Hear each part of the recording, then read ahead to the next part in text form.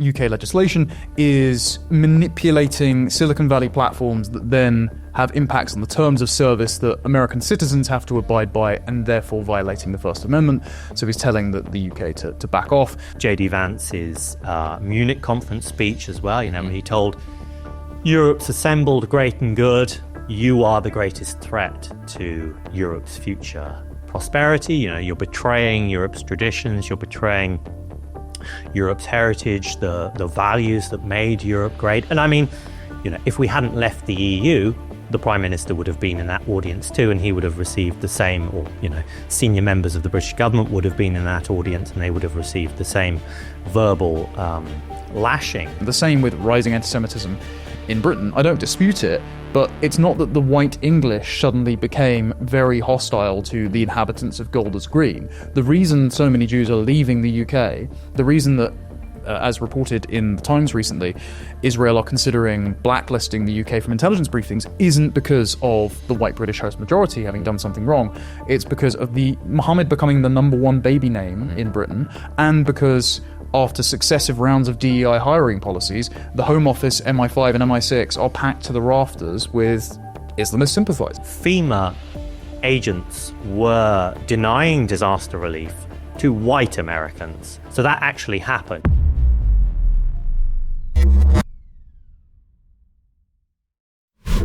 Hello and welcome to Deprogram. This is the NCF show where we do our best to fight back against the forces of ideological conformity, particularly among the young. My name is Harrison Pitt. I'm a fellow at the New Culture Forum, and I'm thrilled to be joined today, as usual, by Connor Tomlinson, senior editor at Courage Media, and our special guest this week, Charles Cornish-Dale, otherwise known online as Raw Egg Nationalist, and he is a best-selling author, historian, and the man behind Man's World magazine. Charles, welcome. Connor, thanks for being with us. So typically US State Department reports look into human rights abuses in places like the Democratic Republic of Congo and Venezuela, but last week they published a report called United Kingdom 2024 Human Rights Report, perhaps better referred to as UK 2024 Human Rights report, and it concluded in the executive summary that significant human rights issues included credible reports of serious restrictions on freedom of expression, including enforcement of or threat of criminal or civil laws in order to limit expression. Now, I know that both of you actually have connections to the US State Department. A written report is one thing, but will this have welcome consequences more broadly, do you think, Connor? Yes, I think so, because the Americans have shown no reservation about wading into UK domestic politics, partially because, as J.D. Vance referenced in the Oval Office and during his recent mogging of David Lammy while visiting the Cotswolds, where he and his kids caught fish and the UK's largest village idiot called absolutely none and violated his own fishing license, which is funny. Anyway, he mentioned that it wasn't just the Biden administration, but also now UK legislation is manipulating Silicon Valley platforms that then have impacts on the terms of service that American citizens have to abide by, and therefore violating the First Amendment. So he's telling the UK to back off. Of course, they're negatively predisposed to engage with Starmer's government, not just because the likes of Keir Starmer or Sadiq Khan or David Lammy himself wrote hostile pieces in Time magazine or staged large protests against Trump and his first administration, but because ahead of the 2024 election, Labour were planning on flying activists out to campaign for Kamala Harris, and they actually did, didn't they? Did they actually go door knocking? Because I think they did, yeah. Right, that woman's one LinkedIn post caused a hell of a domestic headache, and also there was collusion between the Centre for Countering Digital Hate, which was founded by Morgan McSweeney, of course, Keir Starmer's lead advisor, and Amy Klobuchar's team to try to shut down Elon Musk's X, properly pissing off the Trump camp. The State Department report is pretty comprehensive. It goes over. It even mentions two-tier policing in the report and puts its finger quite up at Keir Starmer. Mm-hmm. I will say that there are a couple of areas where they don't address.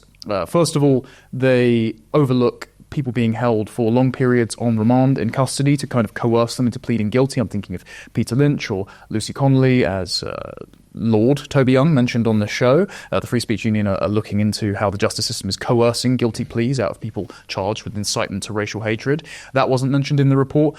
Neither was the pernicious anti-white, anti-British discrimination that is in law and also de facto across guidance in things like the Equality Act, but also perniciously in culture and institutions. And crucially much more pervasive, I would argue, and I think we would all argue, than the anti-Semitism which is mentioned in the report. I was going to bring this up because we'll get to the contents of the report very briefly. But so do you think that this will have? This is to both of you. So I suppose there are sort of two angles that the Americans take on our domestic scene. They, on the one hand, they talk about the way in which the draconian measures in Britain have knock-on effects either for American companies or for American individuals. So that is their sort of America first angle, true to type, as it were. But they also have a slightly more sentimental one, which is rooted in an understanding that, oh gosh, well, this is the mother country.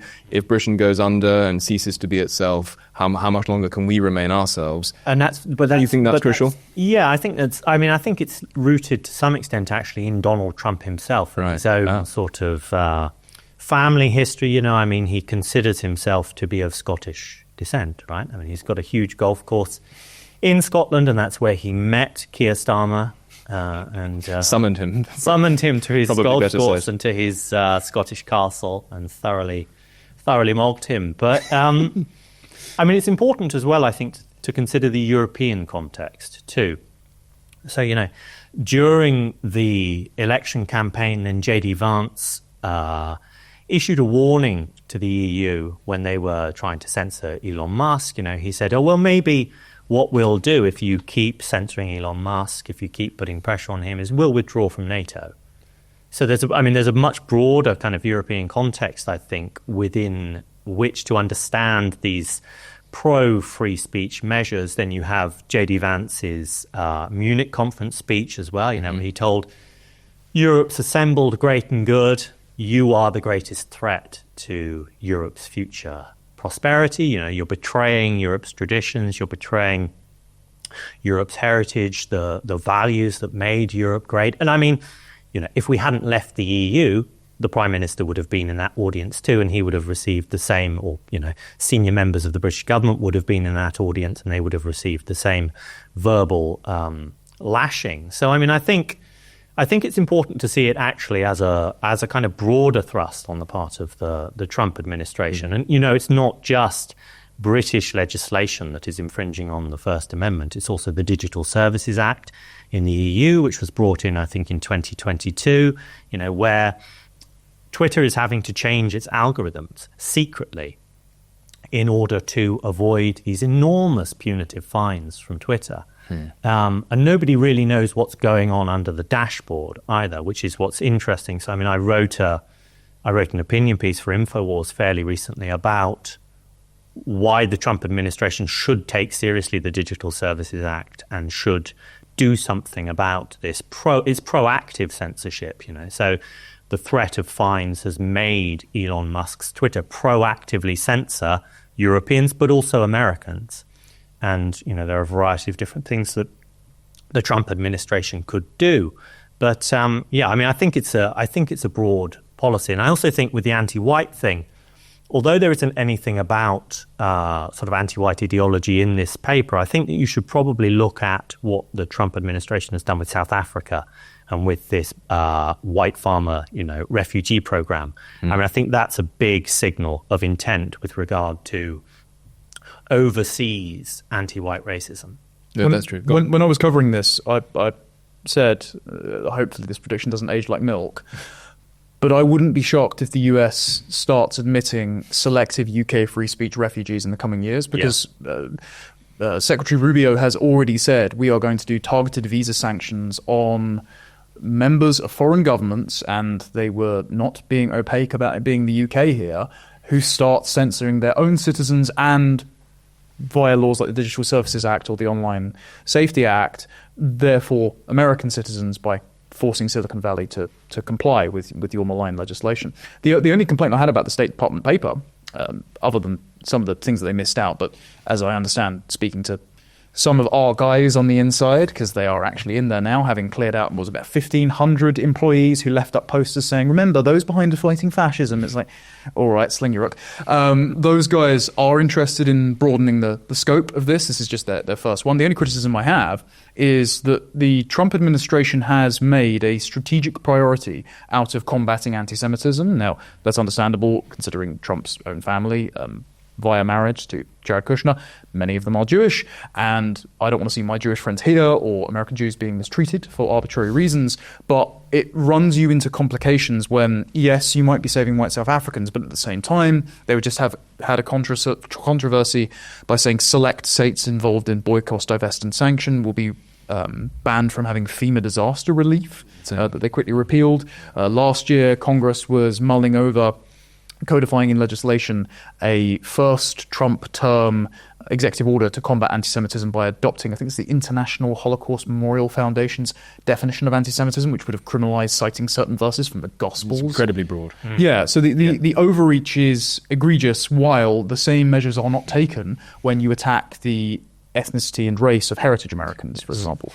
Hello, please excuse this brief interruption, but I'd be really grateful if you could please hit the subscribe button and subscribe to our channel.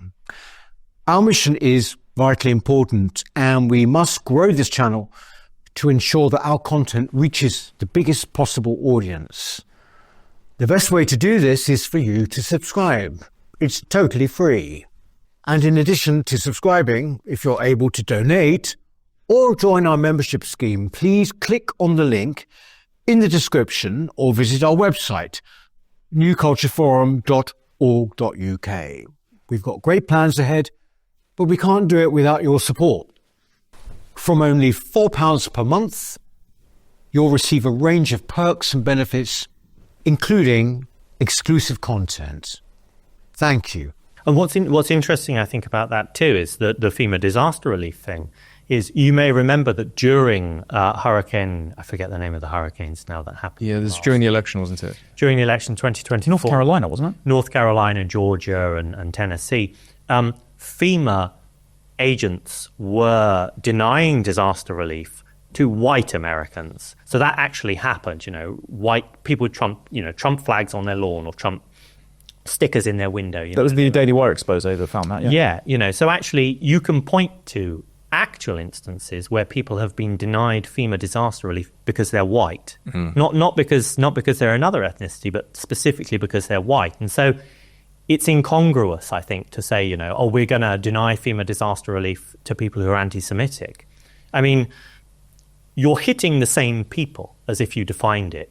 Either way, if you designed it as white, we're going to target people who are anti-white, we're going to target people who are anti-Jewish, anti-Semitic, it's generally the same people. The Venn diagram is a circle, yeah. And in fact, if you actually look at what a lot of these people believe, they kind of believe that Jewish people are super white people. That's and that's why they hate them, because they're super white. They are the final boss of white people, And so it's like, you don't hate white people enough until you've beaten the final boss on nightmare mode, right? That's basically how it goes to them. But even so, I think the emphasis is wrong, because actually, it's you should be able to defend your nation's host majority on their own terms. Yes, and then precisely. if you have friendly and aligned minority groups who can live in harmony with them, they'll be protected by the virtue of that host majority being an unquestionable demographic and cultural majority. Yeah, it was a very politically safe focus in a way, because even though it's true that, and I would argue it's true that the Jews are increasingly collateral damage in a broader anti-white crusade because they get lumped in with whites and viewed, as you say, Charlie, as super whites. It doesn't check. They do still enjoy a kind of minoritarian cachet, which non-Jewish whites don't. And this is illustrative in bringing it back to Britain for a moment. I mean, you can trawl through the speeches of Sadiq Khan, you can trawl through the speeches of Hamza Yusuf, you can trawl through the speeches of Dawn Butler, and even, I would say, some of the remarks of Kemi Badenoch. And in certain instances, if you swap out the term white for the word Jew, it would belong in the filthy pages of Der Stürmer. Maybe not on the Kemi Badenoch front, but she has said in the past about David Tennant, he's just a stupid white actor. Jacob Rees-Mogg once defended this and said, she also called him rich. And since conservatives believe in wealth creation, she can't have meant anything bad by rich. Ergo, she can't have meant anything bad by white. To which my response would be, if it had been David Baddiel attacking Kemi Badenoch and she said, he's just a rich male Jew, would Jacob Rees-Mogg have risen to Kemi's defense in quite the same way? I would wager not. And so clearly there are double standards which are operative here. And I would argue that the anti-whiteness is much more pervasive in our society than anti-Semitism is. And to the extent that anti-Semitism is on the rise, it is a function of the fact that Jews are increasingly viewed as white. The same thing goes for the Department of Homeland Security has just announced new measures for either revisiting recently granted settlement grants. I think this was about 4 million settlement grants have been given out in the last decade in America. That's a massive amount of people to naturalize. But then also looking at new visa renewals or new citizenship grants and excluding immigrants on the grounds of anti-American sentiment. This was reported in the Washington Examiner this morning at time of recording, and the only concrete criteria for anti-American sentiment is anti-Semitism. Mm-hmm. Now, I would say, again, one, you can defend your nation on your own terms, but also this is a second-order effect of cultural and demographic change in places like, I was about to say Somalia, but Minnesota, and Dearborn, Michigan, where you have got these massive diasporas with. From parts of the world where, Mein Kampf and Protocols of the Elders of Zion are just on sale in train stations. If you hadn't imported it here, you wouldn't have the second-order effect of anti-Semitism. The same with rising anti-Semitism in Britain. I don't dispute it, but it's not that the white English suddenly became very hostile to the inhabitants of Golders Green. The reason so many Jews are leaving the UK, the reason that, as reported in the Times recently, Israel are considering blacklisting the UK from intelligence briefings isn't because of the white British host majority having done something wrong. It's because of the Mohammed becoming the number one baby name in Britain, and because after successive rounds of DEI hiring policies, the Home Office, MI5 and MI6 are packed to the rafters with Islamist sympathizers. It's also crucial to point out that while certain corners of the third worldist left don't care too much, particularly if they are themselves Muslim in background, like Zoran Mamdani, and they're not particularly bothered about offending Jews. But even people like Starmer, they still don't want to upset outlets like the Jewish Chronicle too much. Starmer and Sadiq Khan were very, very what would the word be, ostentatious about their interest in trying to allocate funding to synagogues in the aftermath of, I forget what, actually. Southport. In the aftermath of Southport, in fact, and, earmarking money for them. And so clearly there is not quite the same level of hostility aimed at Jews as there is, in Britain at least, at whites. We should also get to some of the contents of the report. I'm going to read another section because you made an interesting remark to me, Connor, when we were together recently. In our own spare time. We do get on off camera as well. It was good barbecue. It was good barbecue. It was, yes. And we were talking about this report, and section 1, there were no reports the government or its agents committed arbitrary or unlawful killings. And you said to me that perhaps not directly, but the British state certainly did drive the late Peter Lynch to his death on some of the flimsiest charges imaginable. That plus the at least 5 we know of female victims of the grooming gangs, and a few of their family members. I think it's Victoria Goglia's family was burned alive in their home by her rapist, who then abducted the child born through rape. Not only were police officers involved in the gangs themselves, but of course there are local councillors, police officers, social workers, members of parliament, members of the House of Lords, members of the media who systematically covered this up for decades. And any time that a national inquiry attempt was brought forward this year, the government were dragged by their hair, kicking and screaming in order to do it, and they've offered us a neutered version of what we actually need. So the idea that there is no trafficking, no state-sanctioned disappearances, no people being held in violation of habeas corpus, like Lucy Connolly, like the late Peter Lynch, I think this has been overlooked by well-meaning members of the State Department who look at us and have told me, it's like the motherland has fallen, but don't fully know the facts on the ground. It took Charlie Kirk coming to visit, for example, for the Lucy Connolly case to be raised. It took, even though it says in the report that there are no cases of mass sterilization, for example, I think it would take more people to sit down with British journalists and politicians for them to go, well, we did have the Tavistock Clinic, and I think that would qualify. I think they've missed a few tricks here that hopefully can be added to a follow-up report. Well, and I think it's a fundamental misunderstanding of the way that power functions in a complex society like our society. Take my case, for instance, my doxing, right? That was extrajudicial. That was a kind of, hope not hate is an unofficial arm of the government. We know that, right? The government doesn't have to come for someone like me. They can send hope not hate, and that's how it works. You want to talk about extrajudicial, maybe not killings, but the attempt was to ruin my life. and to ruin other people's lives, the lives of all of these people who've been doxxed by Hope Not Hate and activist groups, simply for the fact of being right wing, simply for the fact of being patriotic. So I think it would be. It's a shame that there isn't a recognition that actually, it's quite a bit more complex than just, like whether there's been a high-profile legal case that's ended up in court. You ruin someone's life, you're effectively socially killing them. That was the aim with me, was to kill me socially, and I have lost a certain amount of friends as a result of Gained others. And gained others, yeah, gained better friends, gained truer patriots as friends. But on that though, there's another example of this, and Patrick Christis raised this, I think, when he was on this show, but certainly this GB News show.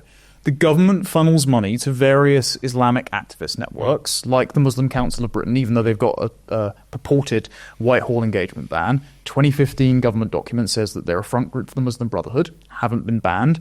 They funnel money through their charitable foundation to the Centre for Media Monitoring, releasing hit piece reports on named people at the outlets that they work with publicly available addresses saying, well, they have offended Islam, they have committed Islamophobia. Now, if you are earmarked as a critic of Islam in this country with a massive and frequently violent, as we saw last summer, Islamic population, that's putting a target on someone's back. And that's a government-funded exercise in blackening your name for an entire community who are more likely to enact vigilante justice against you. So you're right. It's overlooked the sort of cascade effect of this government pitting client groups against the host majority population, who are ironically forced to pay to have them here.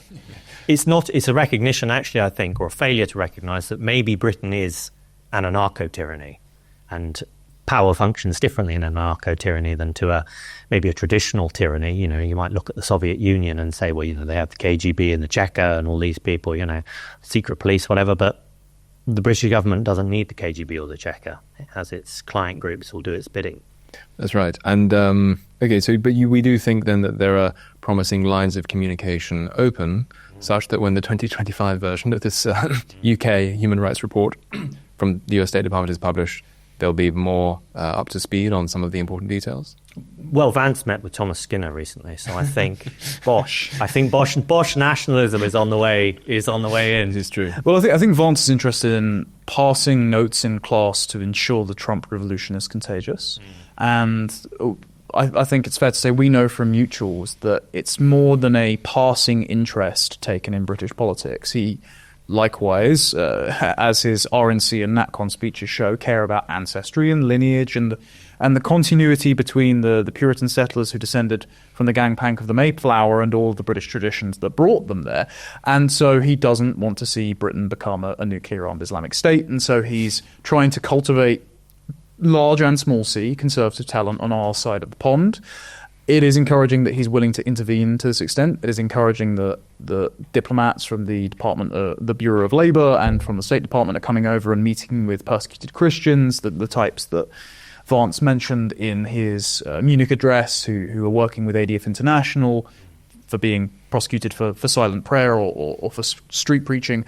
So I think that their willingness to have an ear to the ground, their willingness to actually visit and be present and meet firsthand with the people victimized by this descent of an iron curtain of censorship over Britain is encouraging. I think they'll be more attentive in next year's report. Great. Well, I'm going to read one last excerpt from the report, which I regard as the most damning and devastating and perhaps significant. It's, as I say, a pretty devastating swipe at the conduct of the British state in the aftermath of Southport in particular. The report writes, in the wake of an attack in Southport in which 3 young girls were stabbed to death, local and national government officials repeatedly intervened to chill speech as to the identity and motives of the attacker, later identified as Axel Rudikabana, a British citizen of Rwandan origins. The government called on companies, including US firms, to censor speech deemed misinformation or hate speech. The Director of Public Prosecution, Stephen Parkinson, threatened to prosecute and seek the extradition of those who repost, repeat, or amplify a message which is false, threatening, or stirs up racial or religious hatred.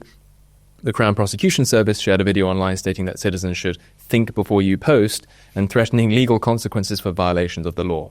Now, it's pretty formidable far-right bandwagon if the US State Department is jumping on it, I would venture to suggest. Is it too much in the way of slop to say that Starmer has very limited room for manoeuvre here and he may be in trouble, not least because he's not only under diplomatic pressure of this kind, but is also increasingly facing a rising wave of discontent at home, around hotels, around sort of summer protests, which have been actually quite successful and all the rest of it. Well, his opinion polling has now plummeted to the lows of the last Conservative government within a year of being in office, and it's apparent from reports like this that nobody in the Trump camp believes him when he lies to Trump's face at Turnberry twice, saying we're not censoring anyone, we're proud of having free speech in this country, long may it continue. It's not washing. They also left out Starmer's own statements when he addressed the nation on the 1st of August, I think it was the 6th, when he said that, make no mistake, this is far-right thuggery, charges will follow, arrests will follow, and convictions will follow. This is after Southport. Yes. So It doesn't matter. That was his phrase, wasn't it? The reasoning doesn't matter. Yep. Your grievances don't matter. He is guaranteeing in that speech that people will be convicted for what he thinks are crimes before the process has even played out. So he's contaminating the justice system. So they didn't even mention that, but they did mention a plethora of other examples that shows we live in a climate of two-tier justice. We live in a climate where, based on your politics, if you're Lucy Connolly, you don't think you're going to get a fair hearing, so you're coerced. You're denied bail and coerced into pleading guilty for something you didn't do. Whereas if you're Ricky Jones and you violate the First Amendment's Brandenburg standard of imminent incitement to violence by drawing your finger across your throat and calling to cut the throats of people you characterize as disgusting Nazi-fascists. in front of a baying mob. Yes. You What's are on your computer. Exactly. You are represented by the best-ranked barristers' chambers in the country. You are sat before a sympathetic judge who voluntarily is on a diversity, equity and inclusion judicial appointments board, and then the jury lets you walk scot-free after you said, well, I have ADHD and I said it in the heat of the moment. So it's apparent that your politics determine your interactions with the justice system. Yeah, well, Won't do you any good. Anytime you accidentally call for genocide, just go, I have mild Asperger's. It's part of being an anon. But I mean, what I would like to know, and I suppose it's, we won't get some policy document that says this, but I'd actually like to know what the US government will do. That's what I'd like to know. Because, like I said earlier, we had that vague threat that the US might withdraw from NATO. But what else will the US government do to bring pressure? I mean, I think in many ways it's almost enough just to have these embarrassing media moments like Trump scolding Keir Starmer in front of his face, making him look like a naughty little boy. He's been called up before the headmaster and squirming in his seat. Yeah, just making him really uncomfortable, making him look like the weasel that he is. Will there be sanctions? Do there need to be sanctions? I don't know, but I think it's almost enough just to embarrass the government again and again. Maybe in writing, maybe on social media. Maybe there need to be actual sanctions. I don't know. I think they should be selective, and they should probably pick a high-profile target for it. But in offering some sort of asylum or amnesty visa to someone who's been persecuted for the crime of speech, whether it's someone like Lucy Connolly, whether it's someone like Isabel Vaughan Spruce or Adam Smith Connor, next time that they get slapped in cuffs for praying silently for the souls of unborn children, I think that would show a very clear break in the special relationship, and that said relationship has become disenchanted by the actions of our government, not by the Trump administration. Yeah. Well, I think a man was arrested today for saying "I love bacon" outside a mosque. I mean, give him political asylum. Yeah, absolutely. And I suppose the one difficulty we face is that we are patriotic people. We don't want the British people en masse to suffer. And so often when you invite trade sanctions or other kinds of sanctions, it isn't really the political elites who pay the price, as we saw in Iraq in the 1990s. Madeleine Albright was incredibly, the then Secretary of State, was incredibly callous about Iraqi lives. I think she was asked on television, if it means 1 million Iraqis, children starve to death, is that a price you're willing to pay? And she just blankly went, yes. It's not people like Saddam Hussein, or in this case, Keir Starmer, who pay the price. It will be British people themselves. So even if Trump were to do something like tie some of these free speech concerns to his trade policy, which in the abstract sounds quite good. Oh, if you want to have a nice little special relationship carve out, Mr. Starmer, Sir Keir Starmer, you need to make sure that you're not persecuting your people at home. You need to make sure you're repealing this act, that you're reinstating this free speech tradition and all the rest of it. But if Starmer were to say no and to dig his heels in, that would have an effect on us. Surely the sanctions then, if the American government is going to engage in targeted sanctions, should be, as often is the case in places like Syria and in Russia, targeted at specific individuals who are the sort of the administrators of this anarcho-tyrannous state. People like Lord Hermer, people like maybe Starmer himself. Well, and listen, actually, so in Brazil, the Trump administration has sanctioned large number of the members of the Supreme Court, including this particular judge, Alexandra de Moraes, who've been persecuting Bolsonaro, right? They had visas. They were going to come to the US. The visas were cancelled by the State Department. So you can do stuff like that specifically targets specific individuals. Have a defense conference in the US. Don't invite Keir Starmer. Don't invite the Secretary of Defense. Make it very clear that they're not invited to the party. Well, as well, so the reason you don't want to do a blanket sanction against the British people is because it can backfire and empower faux patriotic shitlib politics, as we saw in Canada with Mark Carney. Mark Carney. And so that's another concern. Yes. Yeah, and you don't want Ed Davey doing cringe TikTok dances and boosting himself in the polls just to stick it to the evil bad orange man. But what actually America could do, and the State Department have shown some willingness to do this, because when I presented them with when Prevent called cultural nationalism an extreme right-wing terror ideology, the State Department condemned it. They came out and condemned the British civil service. So what they could do is, like what the Israelis have done, frankly, is say, we're going to withhold on sharing intelligence, because one, you guys haven't listened. That's why David Betts has been coming out and saying, we're in the middle of ethnic strife because the cabinet aren't listening to my briefings, and they're not listening to the Americans, so I'm going to start saying it in front of cameras. But also if they say, we're going to withhold it because your intelligence agencies are packed to the rafters with demented woke ideologues and Islamist sympathizers, and so the people we are dealing with on the ground are not our allies. Until you replace them, we're not going to deal with you. And that does target the elite level, and it creates it lifts the veil on the last fumes of legitimacy that the British state itself has with our own people. Because if they are pursuing diversity, equity, inclusion, and Islamic appeasement at the expense of keeping us safe, and the Americans and the Israelis recognize it, then the British people are just going to go, well, we're going to get rid of our government then. No, thank you. Do you think it's too, as I said, sort of slop-like to say that the fall of Keir Starmer is imminent or anything like that? Do you think that Keir Starmer's actual position is in jeopardy by virtue of not just this report on its own? It might be the first time in history in which a report killed the government, but also I'm talking about them being wedged between diplomatic isolation increasingly abroad and rising discontent unprecedented at home.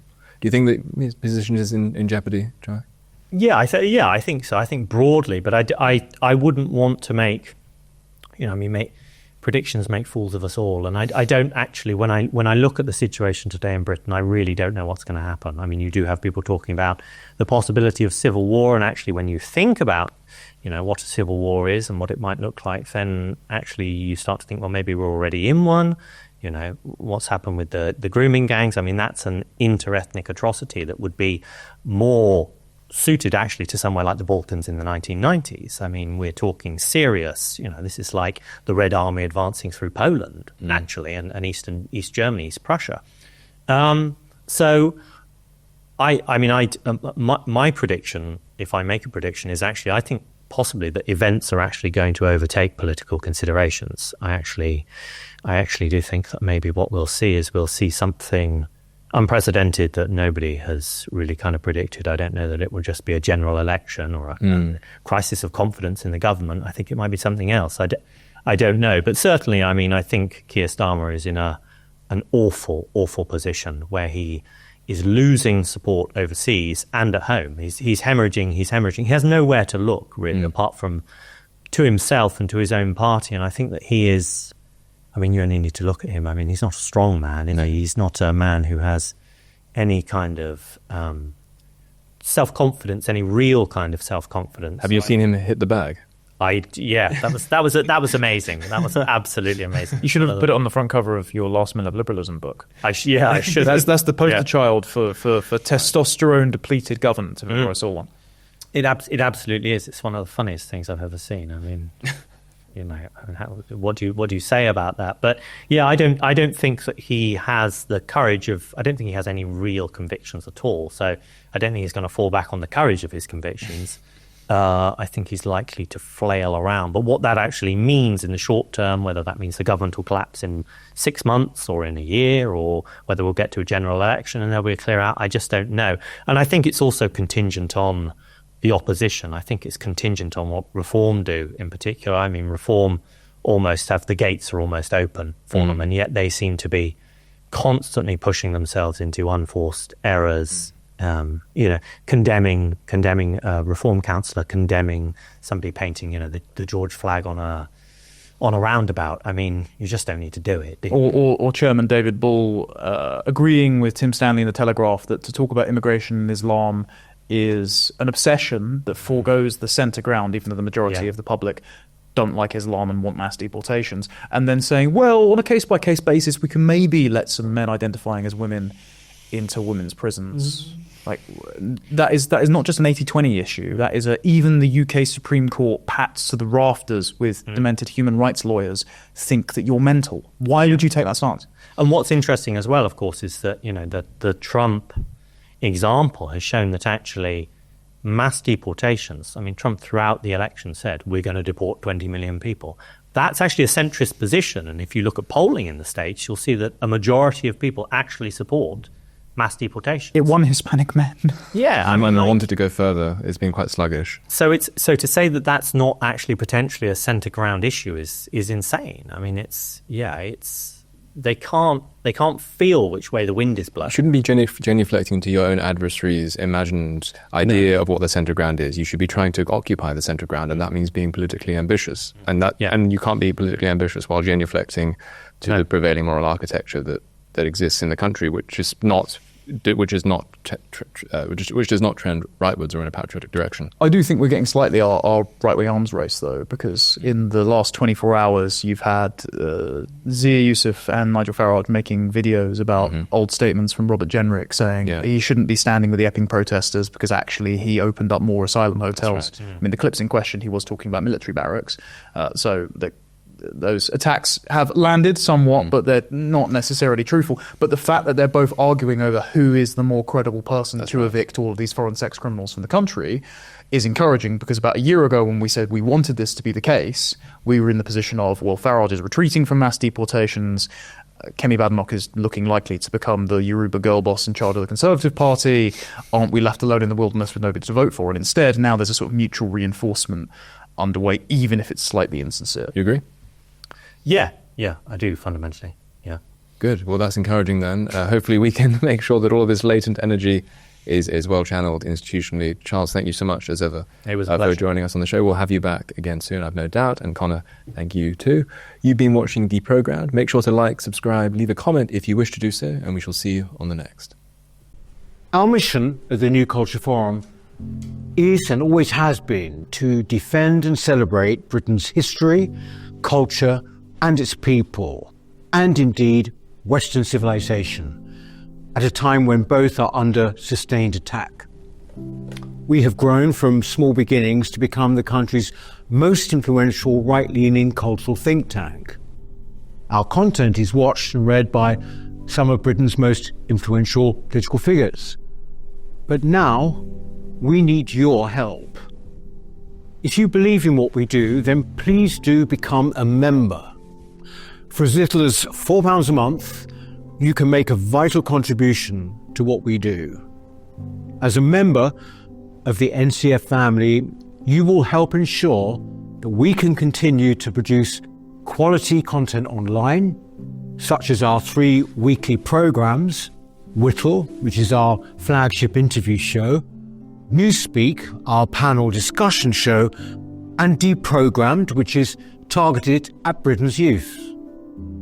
As you probably know, in addition, we produce important documentaries, such as our critically acclaimed 6-part series, The West, a stunning celebration of the history and genius of Western civilization, and our ongoing documentary series, Heresies, with hard-hitting episodes tackling subjects such as immigration, gender ideology, and BBC bias. But the New Culture Forum is much more than a YouTube channel. We don't just complain about Britain as it is, we provide real solutions and clear policies on how we can push back against the madness and restore sanity to this nation. Our presenters are now highly sought after and have become familiar faces across the media. Our prestigious annual Smith Lecture and our regional and indeed national conferences have attracted world-class speakers. Perhaps most importantly, we are the only organisation on the right of politics that has launched a national movement without actually being a political party. And uniquely, through our NCF Locals programme, we've established some 30 active branches in towns and cities right across the nation, from Edinburgh to Exeter, and with many more on the way. We're very proud of what we've achieved, and our members have made it possible. In return, our members receive access to exclusive content, invitations to private events, free or discounted tickets to our conferences and lectures, free copies of our books, and much more. I very much hope that you'll join us too by clicking the link in the description or going to our website, newcultureforum.org.uk. Now is the time that we need your help. Thank you.